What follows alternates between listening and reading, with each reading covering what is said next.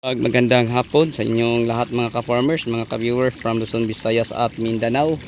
So sa hapong ito na po ang request video no na ipapagawa sa atin.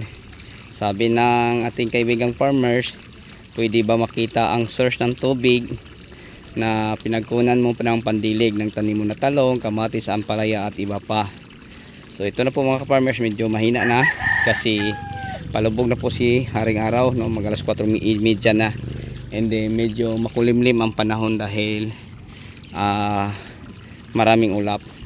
So ito mga ka-farmer, solar power farm. So ang ating panel board na apat na doon nakalagay sa ating bubong ng packing house, no? So may apat na panel board, and then ito ang tubo. So ito ang tubig, ito ang tangke na ating pinapagawa. Imbagan po ito ng tubig. Ang lalim po nito ay 10 feet. Ang laki po ito 12 by 10. Simula dyan papunta din 10. Simula dyan papunta doon 12. So sa farm to natin mas malaki to doon kasi 6 meters mga ka-farmers ang paikot. Ayan po. So sa baba din mga ka-farmers, samahan niyo ako para ipapasilip ko po sa inyo. May dalawang bulbab. Ayan. So pwede ilagay natin ang ating detrace or ating hose, no? Pag open sa valve mga ka-farmers, yan pwede na maipandilig. So kaya din mga ka-farmers, nagdidilig sila dyan ng talong, no? So ito papunta din sa kabilang taniman ng talong, at ito papunta doon banda. So may nagdidilig dyan. So solar pump, no, ang gamit natin din sa pagdilig kasi may bago tayong tanim na talong. Kuha na ugma. So yan po. So yan ang ating talong na pinapadiligan mga ka-farmers. Ito ang ating talong na bagong tanim. So nakita niyo na may tao dyan na dalawa, no, na nagdidilig.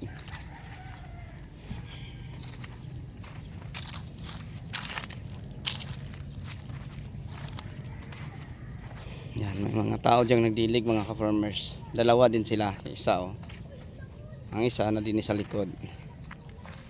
So ito ang ating bagong tanim na talong na ang variety po nito ay Calypso type 1. So may mga bulak na mga ka-farmers, yan, may mga bulak na. At saka maganda na din tingnan ang mga dahon, no? So kulang lang sa laki mga ka-farmers kasi napakainit po din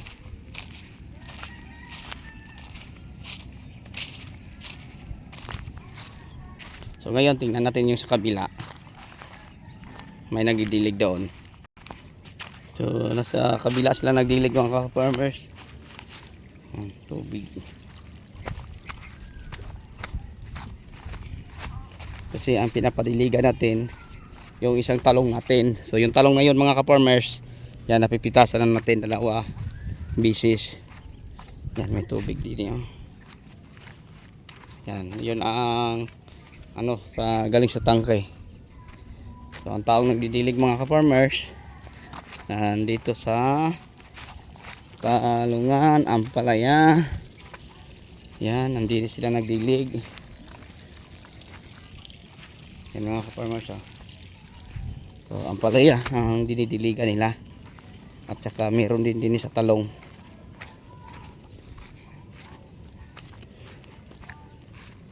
So wala po itong binabayaran nating diesel, no, kasi solar ang gamit natin din mga ka-farmers. So kita nyo, so dahil sa sobrang init, parang kawawang tingnan ang ating tanim.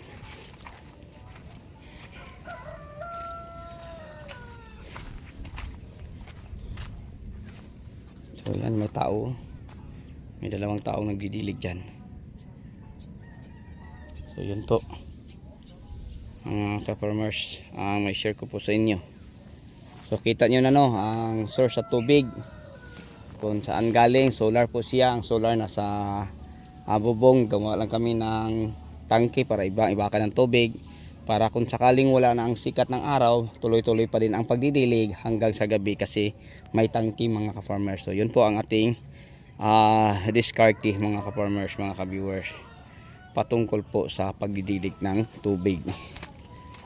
So ngayon ito, so meron lang po tayong 3 tao no, na nagdidilig kasi ang ibang mga tauhan natin mga ka-farmers, alam nyo, share ko lang, nag ano po sila ng kawayan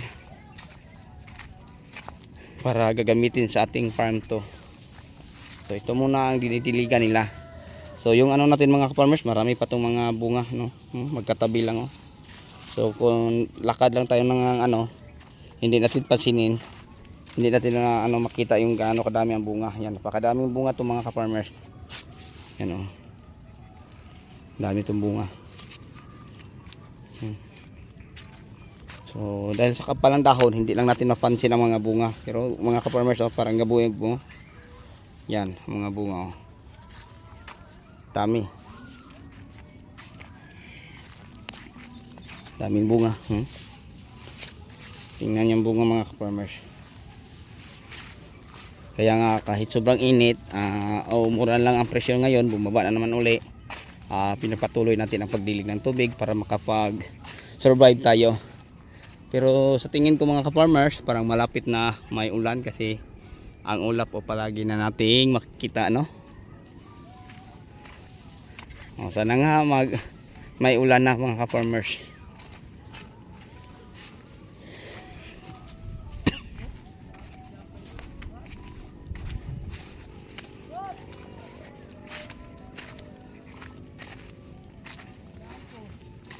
Yan.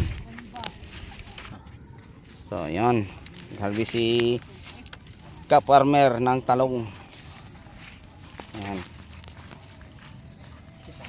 Kasi may nabili.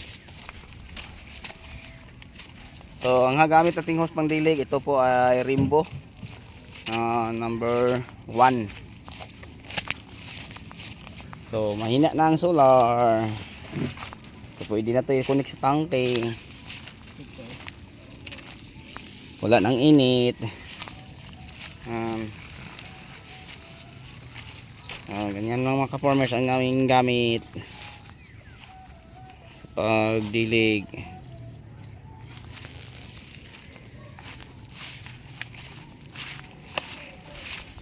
So yun lang po siguro no ang may share ko po sa inyo at may update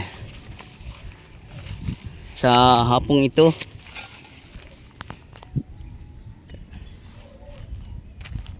So sana nga mapanood to sa ating kaibigan na nag-request kung ano ang source sa tubig.